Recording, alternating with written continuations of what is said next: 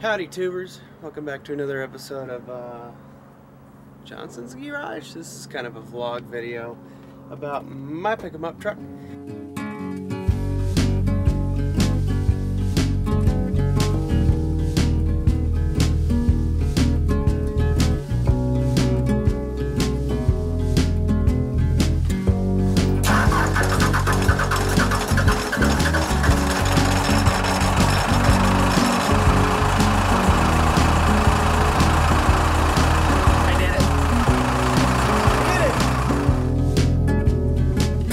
First truck I did a Cummins swap on this channel and learned how to do that, and also at the same time convert this to a manual. This thing's been rolling pretty strong for the past 2 years that I've had this engine in. Of course, I've done a lot of things to be messing around with it and whatnot, and trying different things, and right now I've got it down to a nice happy medium. Still don't have a 5-speed, but I'm actually working on that as we speak. In a couple of weeks I'm going to be hunting down a 5-speed, which I'm not going to tell you which one I'm getting, but I'm going to hunt one down, and then me and another fellow YouTuber are going to rebuild it, and it'll be a part of the 4-wheel drive swap video on this, because at the same time we're putting the transfer case onto it and then installing it into this truck. So, a couple things. I put the 350 ring and pinion back in this thing. Huge difference on the performance. It feels really light. No, it's been fantastic. Highway, I can't really go fast on the highway. In fact, I went to Klamath Falls a little while ago and I kept it at like 60, which is pretty high RPM range with this engine. So on my way back I ended up doing about 55, and I was getting 30 miles to the gallon at 2100 RPMs. So anyways, I've been getting about 30 miles to the gallon on the highway, keeping it at 55, which is pretty slow, but once I get the 5-speed it won't be a problem after that.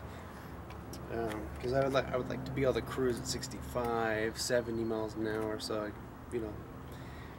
that way I can actually go the same speed as the freaking semis. Anyways, for the past 6 months I've been running 5W40 motor oil in this, which I switched over to that in the winter, and that helped starting, and then now I've got 2 batteries, so that's not even a thing anymore.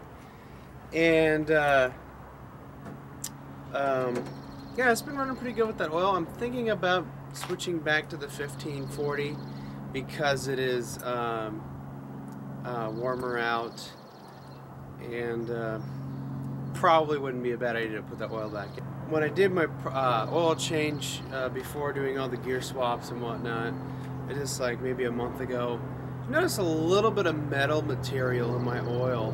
Not quite bearing material from like the bottom end, but more of like hardened metal. So I'm curious to know if the camshaft in this is either at the end of its lifespan and starting to go, or the 5W40 that I'm running is affecting it.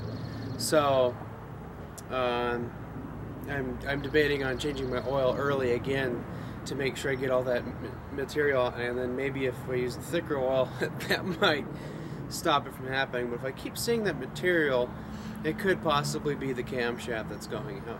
Otherwise the oil looked pretty normal, black, not silverish. It didn't even have a goldish tint to it. It was just black like a diesel engine oil would normally be, just with a little bit of metal material at the bottom. And so and my freaking drain plug doesn't even have a magnet, so now I want to get a magnet under to collect all that stuff. So that's a concern I have for this engine. I'm kind of thinking we're going to be doing a camshaft. I'm pretty certain that's what it is. I mean, we could take a quick peek in the front of the engine, take the timing cover off, and see if there's any gears grinding away or whatever. I don't think that's the case because I don't hear any noise. So a little bit of a scare there. So, but seeing the hardened, it looks like hardened metal and it feels like it, makes me think it's the camshaft. But listen to it run. This has a NET fuel pin in it now, and still have my 3200 RPM governor spring and stock timing. And the power screw is turned in 1.5 times past stock.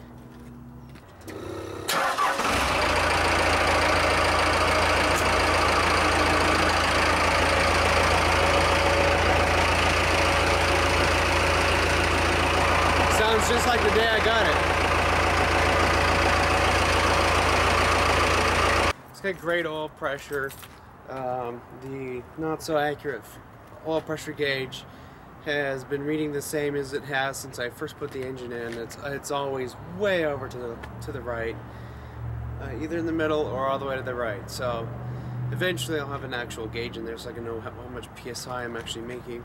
But in that, I've been getting really good fuel economy, 23 in the city, 30 on the highway, and it's just been great. I mean, it took me a month before I had to fill up.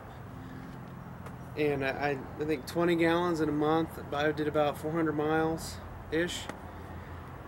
It's fantastic.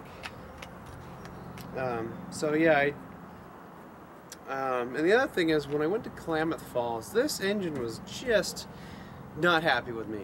Something about it was not happy. It was just chattering really bad. Like, it was just like vibrating the whole truck, like it was rubbing against the frame.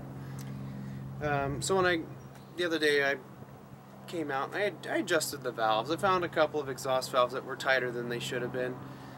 So I went through and kind of loosened them up a tiny bit where the gauge would kind of slip through a little bit looser, and then when I went to tighten it up, it would finish off that last little bit, and it was just perfect on all of them after I got done with it. And then once it did that, I tuned the injection pump a tiny bit, just run the power screw in a turn and a half, and it's way smoother at 45, 50 miles an hour, cruising around town. Can't even feel this thing shaking in the truck. It's just running smooth. So I think I had some valve adjustment issues, and that could also be something that as a result of that metal that I found. So that will be another thing I'll just have to take a look at on the next oil change, which I might actually do on the next paycheck. Just change that out, and maybe even get a magnet and put it on the drain plug. So one of the things I'd like to do to this, it has the stock timing. Injection pump isn't bumped up like Adam's 4BT or even Todd Bulk's 4BT. I noticed on Adam's 4BT, granted he has shorter gears in his transmission, this has much lower gears. So I can only go so fast in each gear. But I noticed that it seems like Adam's 4BT has a little bit more top end than this does, and I think it's because of the pump timing. So I'm thinking about doing the pump timing modification to this, bumping it up a little bit and seeing what happens to it. That may be a good little tunage to do to this thing. So that may be a video a little bit later. I'm going to look into that job there. I actually kind of think I'm just going to bump it a tiny bit and then call it a day, but I'll look into it some more. But so about the truck itself, I got a couple of issues. My rear diff seals on the outside, I've reused them one too many times, and the one side is just leaking, and so I'm gonna get bearings for the axle shafts, new seals, and then we're gonna nip that into bud and top off the diff so I'm not leaking anymore. Put in the 350 ringing pinion gear in. Pretty much got the setup really nice, except for pinion depth. I had that just a little bit too tight, and so it was making a little bit of a noise cruising at 45, which that's the first time I've had an issue where I had to modify my setup. I was able to alleviate it by putting another shim in the what I call the second member, and that pulled the pinion back a tiny bit, and it's been perfect. Nice and cool, no problem, and minimal play compared to how I had my other setup done. So you know, that's all good. When I originally did the 3.0 ring and pinion, I took out a shim out of the second member, and that's that gave me a little bit more grab, a little bit better depth on the gearing, but now I had to put that shim back in. And it wasn't too bad. I just cut the shim and then worked it around like a piston ring, and then got it in and popped it back in, bolted it up, didn't lose any oil, so that's all good. Let's see, what else? What else is up with this truck? Oh, air conditioning.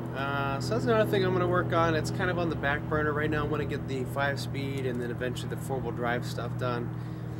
But I think I'm going to buy the bracket. They sell a bracket that you can bolt a Ford and AC and AC compressor and alternator, a 3-pad alternator from like a Super Duty. So that's something I'm looking at doing, because I would like to get the air conditioning working in this, because that'd just be so nice to have, even in the winter when you could defrost the window much nicer. It gets rid of all the moisture. We got to do something about intercooling. I don't know what I'm going to do for that. I'm thinking water to air. I wanted to give that a try. Todd Bogue suggested maybe a 7.3 intercooler or a 6.0, but I kind of want to do something a little bit different than what everybody else is doing. I want to try the water to air, see if that works out. In fact, I think that would probably be easier to set up, because I found the big intercoolers that run in line with the turbo. Just run your coolant lines, and then it goes to a separate reservoir and radiator, and it just that stuff gets cooled off, and then it cools off the air going in, and we'll give it a shot and see how that works. And at that time, we'll be upgrading from the 2-inch intake pipe to the 3-inch. So we're going to get the full effect of this aftermarket turbo, which, here, let me show you what I got going on.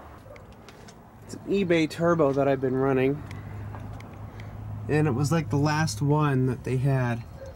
It's got a 4-inch inlet, 2.5 outlet on the compressor side, and then I think the exhaust housing is the stock size is the original H1C.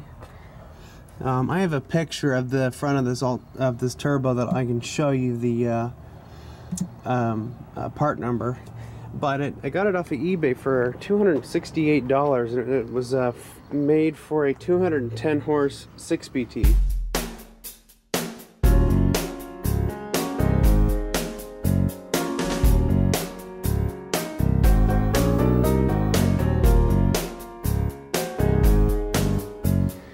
And this engine loves that turbo.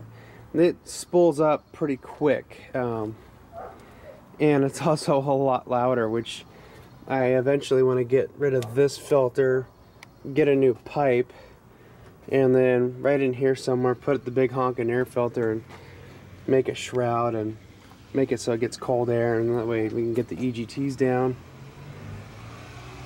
So yeah, pretty easy on this to do the valves. My truck, you can see how low it sits there. On the F350, that valve cover right here is actually where this wear mark is. And then that was from a thing I did earlier. I tried different set of motor mounts and it just didn't work.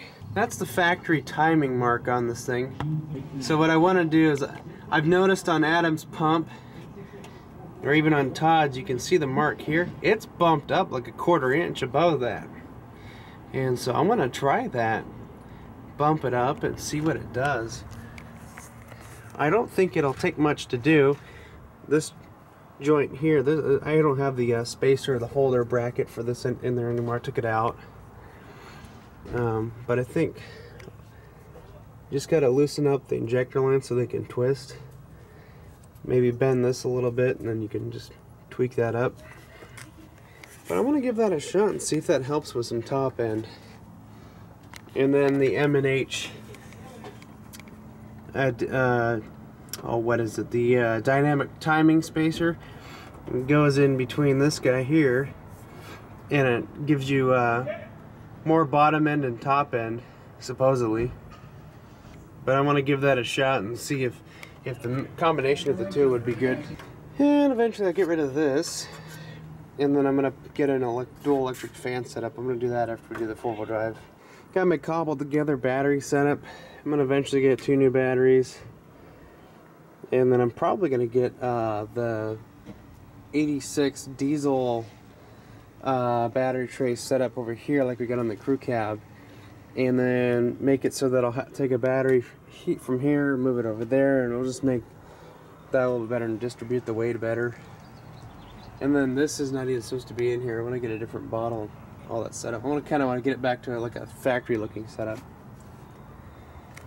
So yeah, I don't really normally have to fix anything on my truck. It's all been pretty dialed in so far. It's just the little things like, you know, 5-speed, and I really want to get my front axle put in, but I don't have the $800 for the front arms, so that has to wait. I can show you the other stuff that I have right now.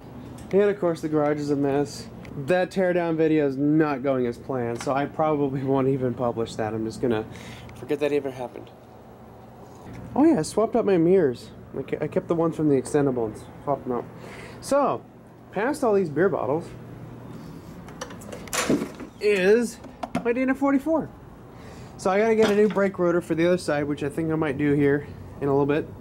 And I think what I'm gonna do is I'm gonna just get new wheel studs. We're gonna put it through the hub and the rotor, get them pressed in most of the way, and then the rest of it will just get locked down. I'll put a wheel in it and we'll just run them down that way and suck them in the rest of the way. I don't think I'm gonna be able to take all that in tomorrow. Actually, maybe I can. I'm working overtime tomorrow, so get out of my way. This is my BorgWarner 1356 transfer case. We opened it up during an inspection. I've got to get a new filter kit for it, and then get this stupid magnet put back in there. That was such a pain in the ass. I was going to get a new chain for it, but I think the chain's fine. So we may roll with that. So it'd pretty much just be replace that filter, reseal it, and then Bob's your uncle. And then I need to get my radius arms and my the spring retainers, the springs, and all the hardware, and then the track bar, and then we'll be able to throw it up in the truck. And this is the track bar mount. Look at how skookum this thing is. Holy crap. And a nice little bracket. This will bolt to the cross member. But yeah, uses 3 existing holes in the cross member. So I just bolt that right up. They gave me the hardware for it. And then my really awesome spring mounts. Yep. So that's a box of stuff for all this. So I want to get a 5-speed, get that mated to the 5-speed, and then what we'll end up doing is, when that's ready to go and we're ready to put it in the truck, get that done, I'm gonna have to have the rear drive shaft circumcised. So once that happens, then we'll be in 5-speed territory, and then from there I'll be I have surplus overtime right now, so I'm gonna probably work a bit more, and when I get the money, we'll get the arms and the rest of the stuff, and then we'll get this guy ready to go. But before we start putting that on the truck, I'm also going to get new leaf spring hangers for a 4-wheel drive truck, and then I'm getting 6-inch lift super flex springs from Jeff, I think it's Jeff Bronco's Graveyard. Yeah, so we're doing super flex springs front and rear, so we'll have matched suspension. So I'll have all new hardware back there, new springs, new hangers, and I'm just gonna do dual shock in the rear. I don't think I'll need quad back here. I mean, I don't think it's really necessary, but up in the front it will be, because there's a lot going on up front. You got steering and all kinds of shenanigans. So, and especially because I think the front springs they're softer than the rears. I could be wrong, but we're gonna need dual shock up here to keep everything stable. So yeah, that'll be interesting. Now, if you look at where my radius arms mount here, they mount there, but when we get the new arms, I believe they come down about here somewhere. So that's why I want to get my 5-speed stuff done now, because what I think is going to happen is that on the 5-speed, all of that's going to want to sit back more. And so if we get it positioned the same way it is on Todd's Bronco, which he has the same arms I'm getting, all that will be able to be mounted in the same spot, and you know, there won't be any potential hang-ups like, oh no, I got to do the 5-speed swap now. So yeah, and then after all that's done, we're ready to do 4-wheel drive. Then I gotta get an Auto World mount kit for this thing, so to bring the engine down and lock it down a little bit better, and not have it flopping around tearing motor mounts. So because believe it or not, these engines, despite the 105 horsepower that they put out, or even 130, the amount of torque they put out, though, it just tears these rubber mounts up. So you have to get a nice professionally made kit in order for it to work right. So yeah, the other thing, I got this light bar. You guys remember that from last year? It's a 32-inch LED light bar. Supposedly the light source is Cree, which I think it is. Now, I typically only use it if I go out off-road, or someone flashes me. I've got it right here on that switch, so you can see that clear as day. Doesn't look like we're missing a light, so yeah, that thing's really nice to have. I think I'm only about 80 bucks in for that. And then now that I like to use at night when I'm backing up, even in the parking lot. These I paid $17 for. These are my get out of the way, I'm backing up lights.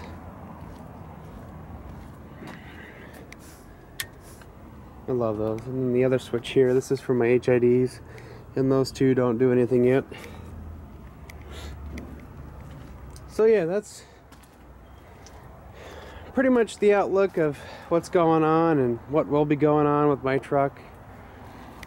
And as you can tell, I don't have the canopy on anymore. The canopy was getting beat up because, well, these trucks flex around a lot when, you know, especially off-road, and canopies just get beating. And on this guy here, I think I'm just going to do a headache rack in the back, which I found was like 300 bucks, but it's pretty nice. Headache rack, and then it's got a mount for like a light bar. I'm not sure if I want to do a light bar on the roof. Maybe 2 LED pods, spots, I don't know. Not really sure. I might just put the headache rack on and then leave the rest of that as is, or put a light bar on that maybe faces the other way to light up some asshole behind me. So yeah, it's pretty much an update on the truck. Oh, let me show you the mirrors. So I had my old elephant ears on here.